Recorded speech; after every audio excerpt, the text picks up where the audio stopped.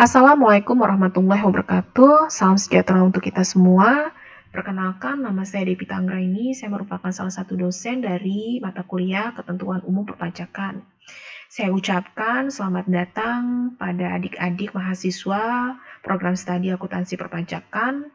Pada kelas ini kita akan mempelajari tentang peran ketentuan umum perpajakan mempengaruhi aspek ekonomi wajib pajak baik pribadi maupun badan. Ya, selamat mengikuti dan selamat bergabung para mahasiswa Politeknik Negeri Lampung program studi akuntansi perpajakan. Pembahasan pertama pada pertemuan ke-9 ya, saya akan membahas tentang penagihan dan pembayaran pajak. Nah, di sini ada beberapa materi yang akan saya ulas lebih dalam. Kemudian di sini ada penjelasan tentang penagihan pajak ya.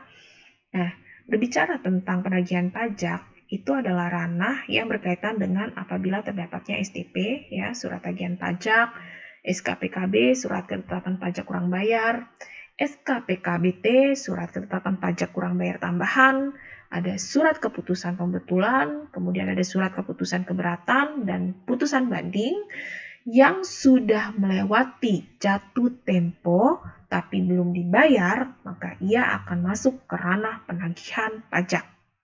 Ya, harus kalian pahami pengertiannya dari sini. Subjek dan objek penagihan pajak ada pada pasal 1 angka 3 Undang-Undang ya, Undang-Undang KUP, yaitu penagihan pajak dengan surat paksa ya. Penanggung pajaknya siapa untuk subjek dan objek penagihan? Yang pertama ada orang pribadi atau badan yang bertanggung jawab atas pembayaran pajak ya, itu merupakan subjek ya, termasuk wakil yang menjalankan hak dan memenuhi kewajiban wajib pajak.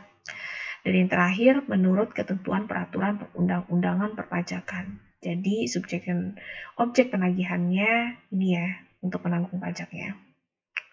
Kemudian, dasar dari penagihan pajak. Nah, di sini ada pasal 19 Undang-Undang KUP. Dasar penagihan pajak. Jadi, kalau misalnya berkaitan tentang penagihan pajak, kalian harus sudah hafal nih Undang-Undang KUP-nya. Ada di pasal 19 Undang-Undang KUP. Nah, dasar penagihan pajaknya itu yang tadi saya jelaskan. Ada STP, surat tagihan pajak. Ada SKPKB, surat ketetapan pajak kurang bayar. Nah, ini SKPKBT, surat ketetapan pajak kurang bayar tambahan. Ya, ada surat keputusan pembetulan. Ini merupakan dasar dari penagihan pajak. Nah, di pasal 20 Undang-Undang KUP itu ada penagihan pajak dengan surat paksa. Ya, harus kalian pahami. Penagihan pajak dengan surat paksa itu ada di pasal 20 Undang-Undang KUP. Ya. Nah, di sini pejabat penagih ya, penagih pajak. Nah, pejabat itu ditunjuk oleh yang pertama ada Menteri Keuangan. Nah, Menteri Keuangan ini dalam hal ini ya, dia ini mengutus Kepala Kantor Pelayanan Pajak untuk pajak pusat untuk melakukan penagihan di pajak pusat ya, KPP Pelayanan Pajak. Dari Menteri Keuangan turun ke Kepala Kantor Pelayanan Pajak, tugasnya untuk mengurusi penagihan pajak yaitu pajak pusat. Kemudian di sini ada gubernur atau bupati atau wali kota. Di sini ditunjuk untuk melaksanakan penagihan pajak yaitu Kepala Dinas Pendapatan Provinsi atau Kepala Dinas Pendapatan Kabupaten atau Kota, yaitu untuk pajak daerah. Jadi harus dipisahin ya antara pajak pusat dan pajak daerah. Sepertinya kemarin kalian sudah dijelaskan juga apa sih pengertian dari pajak pusat dan pajak daerah ya. Kemudian di sini ada tahap-tahap wajib pajak yang tidak melunasi pajaknya. Yang pertama ada surat teguran, kedua surat paksa, ketiga penyitaan, dan 4 pelelangan. Ya. Di sini kalian bisa lihat alur dari penagihan pajak ya. Jadi pertama ya, yang pertama itu ada SKP nih. SKP itu kan merupakan surat ketetapan pajak. Ia itu akan jatuh tempo dalam waktu sekitar 1 atau 3 bulan. Jangka waktu yang cukup panjang nih, 1 sampai dengan 3 bulan ya. Nah, jangka waktu yang cukup panjang tersebut digunakan untuk memastikan terlebih dahulu wajib pajak tidak mengajukan keberatan.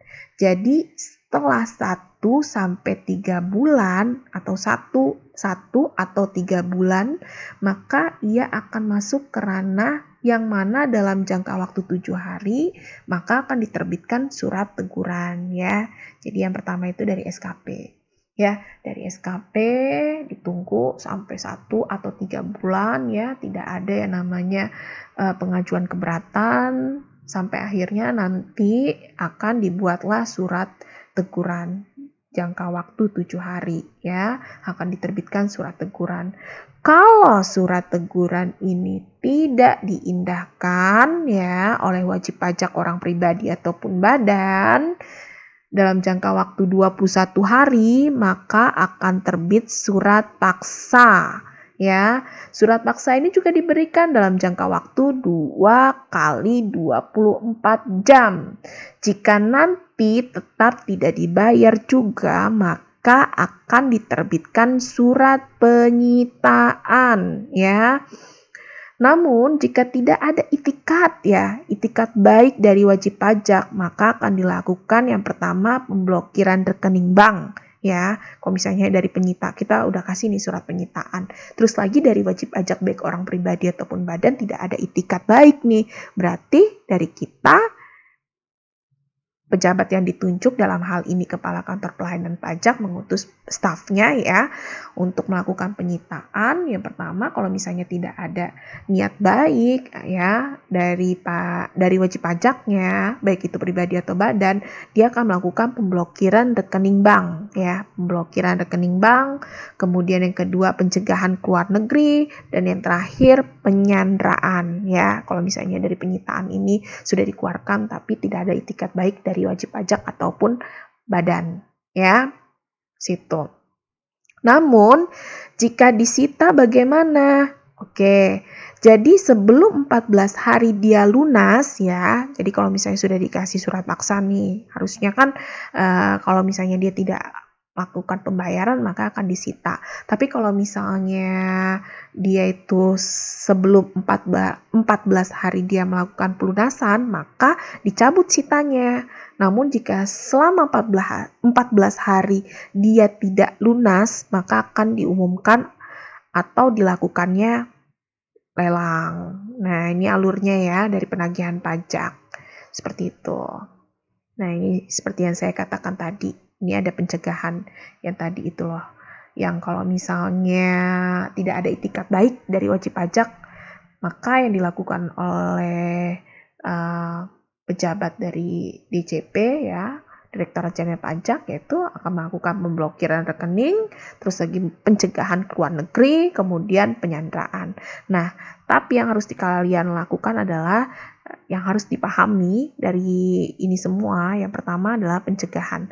Pencegahan itu merupakan larangan yang bersifat sementara terhadap penanggung pajak ya, untuk keluar dari wilayah Indonesia. Jadi dicegah nih kalau misalnya kita itu ada surat dari kronologi ini ya, surat SKP, surat ketetapan pajak, sudah dikasih surat teguran, sudah dikasih surat paksa, tapi tidak ada itikat baik, kita lakukan penyitaan, terus dari penyitaan ini juga tidak ada itikat baik juga dari wajib pajak orang pribadi ataupun badan, maka kita lakukan pencegahan dan penyanderaan. Nah, pencegahannya itu yaitu larangan yang sifatnya sementara terhadap penanggung pajak tertentu untuk keluar dari wilayah Indonesia. Nah, pencegahan tersebut ada syaratnya, harus ya namanya penanggung pajak mempunyai utang pajak minimal 100 juta ya. Kalau misalnya utangnya cuma 20.000 kayaknya nggak worth it gitu ya kalau misalnya dia harus dilakukan pencegahan untuk pergi ke luar negeri ya. Di sini makanya dibuat minimal 100 juta ya.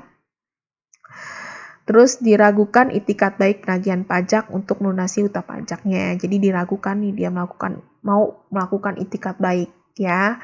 Jadi dilakukanlah pencegahan. Kemudian ada penyanderaan. Nah, penyanderaan ini pengekangan sementara waktu kebebasan penanggung pajak dengan menempatkan di tempat tertentu. Nah, bisa juga di sel penjara dan sebagainya ya. Ditempatkan di tempat tertentu ya. Ini sama dengan syarat ya. Kalau misalnya wajib pajak tersebut mempunyai hutang pajak minimal 100 juta, kemudian diragukan itikat baik penanggung pajak untuk melunasi utang pajaknya. Jadi paham ya di sini ya, untuk alur penagihan pajak. Nah, ini contohnya.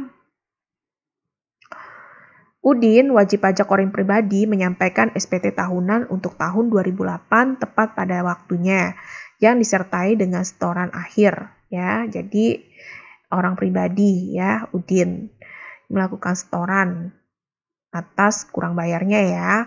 Pada tanggal 10 Oktober 2009 dikeluarkan surat ketetapan pajak kurang bayar yang menunjukkan kekurangan pajak terutang sebesar 1 juta. Atas kekurangan tersebut ditambah sanksi administrasi berupa bunga sebesar 2% sebulan. Nah, SKPKB diterbitkan dengan menghitung sebagai berikut. Nah, ini cara perhitungannya SKPKB itu diterbitkan. Yang pertama, pajak berutangnya itu pasti ada senilai 1.725.000 ya. Kredit pajaknya ada 725. Nah, kredit pajak itu bisa berasal dari PPh pasal 22, 23 ya. Jadi nanti dikurangin pas di akhir ingin melakukan pelaporan pajak ya. Dibuat nih pembukuannya atau SPT tahunannya ya. Jadi dari 1.725 dikurang dengan 725 itulah hasil kurang bayar ya. Pajak kurang bayarnya 1 juta. Nah, karena pada tanggal 10 Oktober 2009 dikeluarkan SKPKB, berarti kan ada denda selama 10 bulan terhitung dari Januari ya. Ini kan SPT tahunan 2008 ya. Jadi dari Januari sampai bulan Oktober itu ada 10 bulan. Jadi bunga 10 bulan itu 2% ya dikali 10 bulan dikali 1 juta. Jadi bunganya yang harus dibayar 200.000. Pajak yang harus dibayar itu ada 1.200.000. Harus dilunasi dalam jangka waktu 1 bulan sejak tanggal diterbitkannya, yaitu sampai dengan tanggal 9 November 2009 ya. Jadi kalau misalnya diterbitkannya tanggal 10 berarti 1 bulan kemudian ada di tanggal 9 November 2009. Apabila sampai dengan tanggal 9 November 2009 SKPKB tersebut belum dilunasi oleh penanggung pajak, maka dilakukan penagihan dengan surat paksa ya. Ini salah satu dari perhitungan SKPKB ya, surat ketetapan pajak kurang bayar. Nah, di sini ada bunga penagihan ya. Bunga penagihan itu ada di pasal 19 angka 1 Undang-Undang KUP.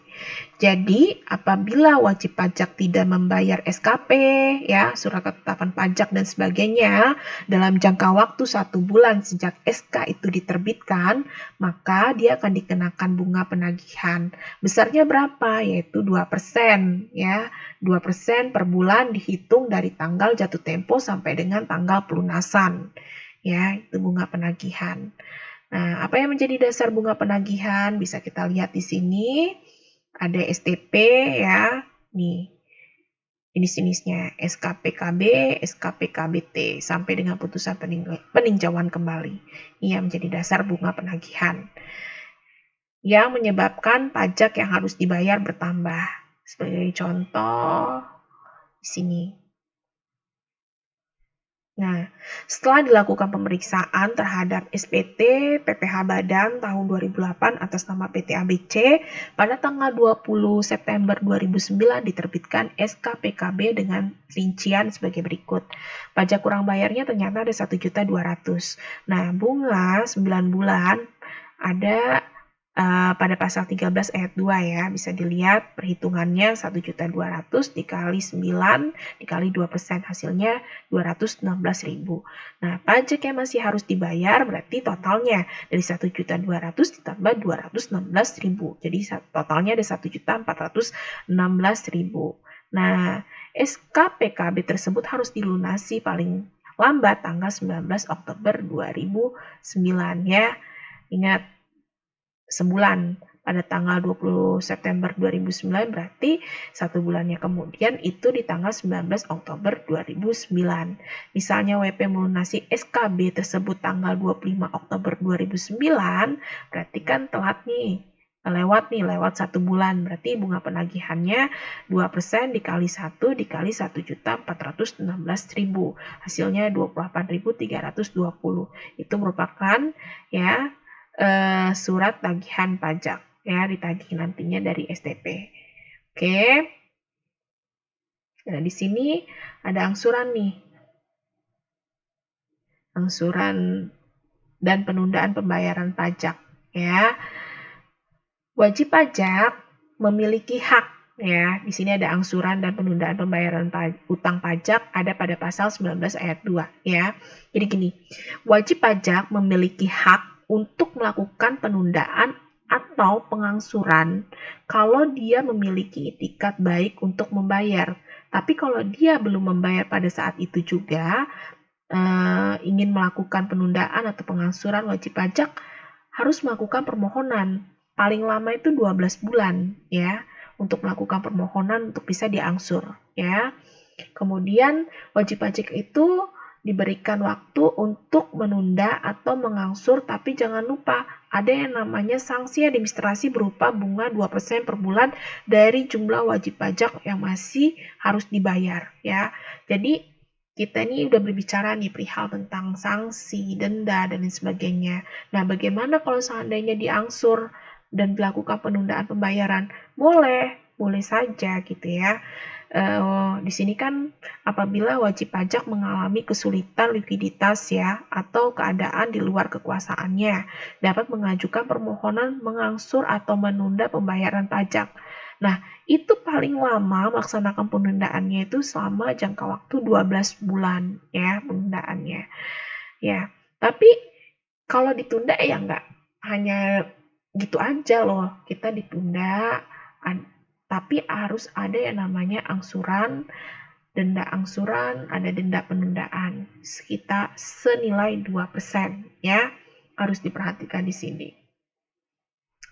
Syarat pengajuan permohonan pengangsuran atau penundaan pembayaran, yang pertama permohonan diajukan sebelum jatuh tempo pembayaran. Penyebutan alasan dari jumlah pembayaran yang diangsur atau ditunda, dan yang terakhir bersedia memberikan jaminan garansi. Ya ini harus ada garansi nih kalau misalnya ingin dilakukan angsuran atau penundaan ya situ. Kemudian ada keputusan atau permohonan angsuran wajib pajak bisa dapat balasan, bisa nih menerima seluruhnya. Artinya misalnya kita itu ada kurang bayar ya, surat keterangan kurang bayar kita, ketetapan kurang bayar kita sekitar 10 juta. Nah, kita nggak bisa dibayar 10 juta. Nah, bisa juga kita mengajukan yang namanya angsuran dan penundaan. Angsuran dan penundaan tersebut itu yaitu tadi tergantung dari keputusannya. Kira-kira keputusan dari 10 juta itu bisa diterima nggak seluruhnya untuk dijadikan angsuran, atau hanya 5 jutanya saja, 5 jutanya harus kita bayar ya, atau ditolak ya, contohnya seperti itu. Nah, ini contohnya. Mengangsur atau menunda pembayaran pajak juga dikenai sanksi administrasi berupa bunga sebesar 2% per bulan dari jumlah pajak yang masih harus dibayar.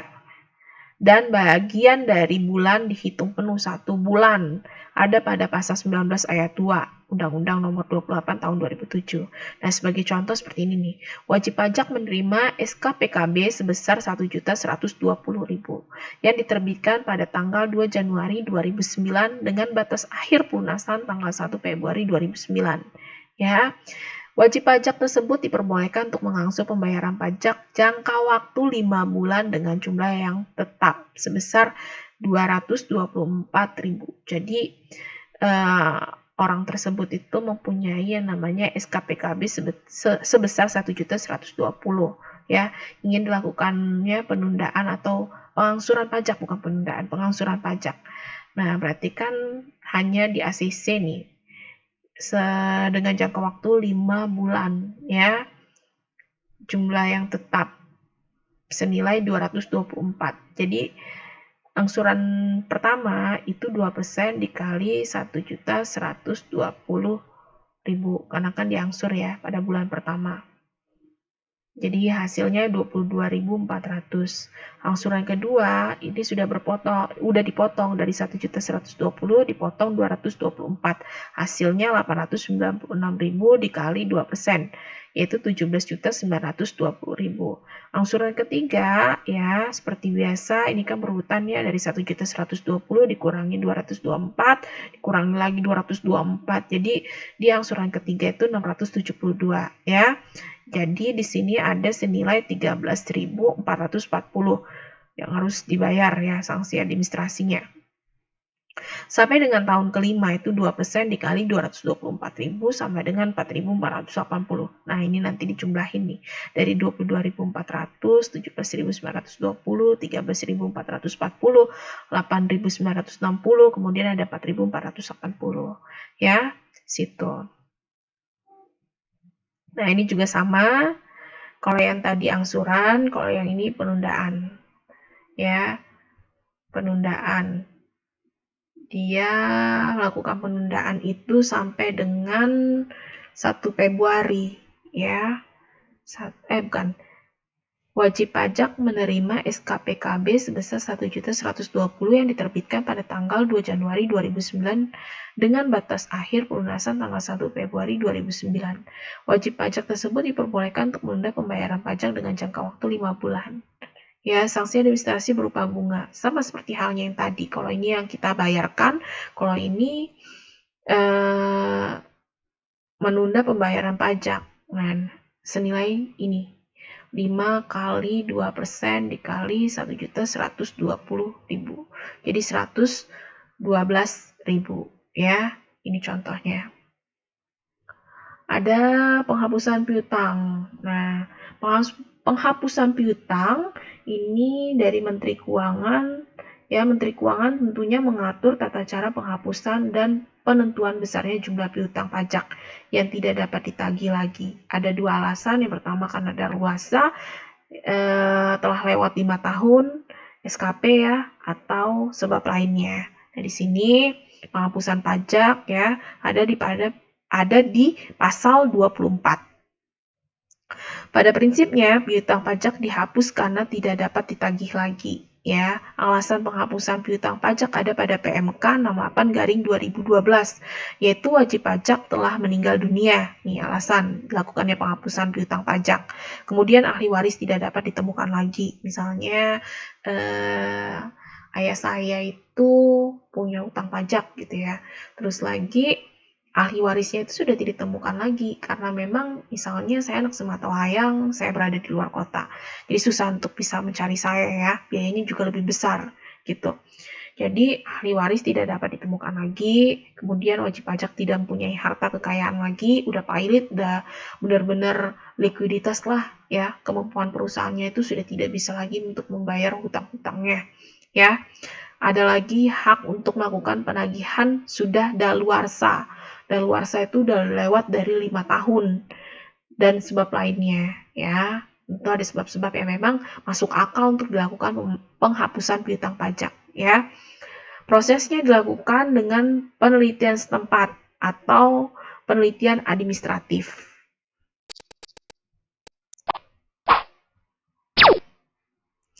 Kemudian ada penagihan seketika dan sekaligus. Ini ada di pasal 20 KUP ya. Di sini juga penagihan seketika dan sekaligus itu merupakan tindakan penagihan pajak yang dilakukan atau dilaksanakan oleh jurusita pajak kepada PP ya, kepada wajib pajak tanpa menunggu tanggal jatuh tempo pembayaran yang meliputi seluruh utang pajak dari semua jenis pajak, masa pajak, dan tahun pajak ya. Ya, nah ini kenapa bisa dilakukannya penagihan seketika dan sekaligus. Yang pertama, tindakan penagihan pajak ini dilaksanakan oleh jurusita apabila ya dari wajib pajak akan meninggalkan Indonesia untuk selama-lamanya atau berniat untuk itu ya. Itu dilakukan penagihan pajak secara cepat ya, seketika dan sekaligus gitu. Kemudian wajib pajak memindahtangankan barang yang dimiliki atau yang dikuasai dalam rangka menghentikan atau mengecilkan kegiatan perusahaan atau pekerjaan yang dilakukan di Indonesia. Nah, ini juga ada kecurangan nih. Dia udah tahu nih kalau misalnya dia mau ditagih sama kantor pajak, makanya dia memindahtangankan barang yang dimilikinya ya ke orang lain gitu untuk dijaga dulu. Ada tanda-tanda wajib pajak akan membubarkan badan usahanya, atau menggabungkan usahanya, atau memekarkan usahanya, atau memindahkan perusahaan yang dimiliki atau dikuasainya, atau melakukan perubahan bentuk lainnya. Nah, ini sebelum melakukan yang namanya perubahan-perubahan tersebut, makanya dilakukanlah penagihan seketika dan sekaligus. Kemudian ada badan usaha akan dibubarkan oleh negara, ya, badan usaha akan dibubarkan oleh negara. Kemudian terjadinya penyitaan atas barang wajib pajak oleh pihak ketiga atau terdapat tanda-tanda kepailitan. Nah, ini dilakukanlah penagihan seketika dan sekaligus. Nah, di sini ada diterbitkannya pejabat sebelum surat paksa, ya. Maksudnya diterbitkan oleh pejabat, ya, sebelum keluarnya surat paksa. Oke. Nah, di sini penerbitan surat perintah penagihan seketika dan sekaligus sebelum tanggal jatuh tempo pembayaran sudah dilakukannya penerbitan surat perintah tanpa didahului surat teguran. Kemudian sebelum jangka waktu 21 hari sejak surat teguran diterbitkan, belum penerbitan surat paksa. Nah, ini ya harus kalian paham nih. Nah, kemudian yang terakhir ada hak mendahului. Ada pada pasal 21 ayat 1, 2, dan 3. Nah, di sini negara mempunyai hak mendahului untuk utang pajak atas barang-barang milik penanggung pajak, ya. Negara mempunyai hak mendahului untuk utang pajak atas barang-barang milik penanggung pajak. Nah, ini negara berhak untuk mendahului. Selain kita juga berhak untuk melakukan penagihan seketika dan sekaligus, pemerintah juga atau negara juga berhak untuk mendahului, ya, atas barang-barang milik penanggung pajak, ya. Memiliki pokok pajak, sanksi administrasi berupa bunga denda, kenaikan, dan biaya penagihan pajak. Nah, ini nih, hak mendahului itu hal yang paling utama adalah adanya pokok pajak. Kemudian ada sanksi administrasi berupa bunga, denda, kenaikan, dan biaya penagihan pajak. Nah, ini besar nih pastinya. Kalau udah double, ya, pembayaran pajaknya. Kemudian hak mendahului untuk utang pajak melebihi segala hak mendahului lainnya, kecuali terhadap yang pertama, biaya perkara yang hanya disebabkan oleh suatu penghukuman untuk melelang suatu barang bergerak atau barang tidak bergerak. Nah, kalian harus hati-hati nih dengan kalimatnya, ya. Kemudian yang kedua, biaya yang telah dikeluarkan untuk menyelamatkan barang dimaksud, ya. Kemudian yang terakhir, biaya perkara yang hanya disebabkan oleh pelelangan dan penyelesaian suatu warisan. Nah, di sini hak mendahului dalam hal ini wajib pajak dinyatakan pailit, bubar, atau dilikuidasi, maka kurator, likuidator, atau orang atau badan yang ditugasi untuk melakukan pemberesan dilarang membagikan harta wajib pajak dalam pailit, ya. Dilarang nih dalam pailit, pembubaran, atau likuidasi kepada pemegang saham atau kreditur lainnya sebelum menggunakan harta tersebut untuk membayar utang pajak wajib pajak tersebut, ya. Jadi sebelum nih, makanya kan kalau misalnya kemarin itu saya mengajar AKL, akuntansi keuangan lanjutan, di situ ada yang namanya persekutuan. Nah, persekutuan itu apabila likuidasi, apabila dilakukan pembubaran karena adanya kepailitan, yang paling utama sebelum melakukan atau sebelum dibagi-bagikan sisa hartanya, ya, karena kan persekutuan itu kan terdiri dari beberapa modal sekutu, ya. Sebelum dibagikan sisa modalnya, mereka harus membayar terlebih dahulu apa yang menjadi kewajiban dari sekutu tersebut. Nah, seperti di sini, ya, dalam hal wajib pajak dinyatakan pailit, bubar, atau dilikuidasi, maka kurator, likuidator, atau orang atau badan yang ditugasi untuk melakukan pemberesan dilarang membagikan harta wajib pajak, ya. Dilarang untuk membagikan harta wajib pajak sebelum menggunakan harta tersebut untuk membayar utang wajib pajak, ya, itu. Oke, jadi nanti ada post test, kalian pahami slide per slide dari PowerPoint saya dan penjelasan saya. Saya kasih waktu kalian untuk menyelesaikan selama 1 jam, 16 soal. Saya akhiri pertemuan ini. Apabila ada pertanyaan, kalian bisa langsung menghubungi saya, baik dari lewat grup atau WhatsApp, ya, WhatsApp pribadi. Saya akhiri, wabillahi taufiq wal hidayah. Wassalamualaikum warahmatullahi wabarakatuh.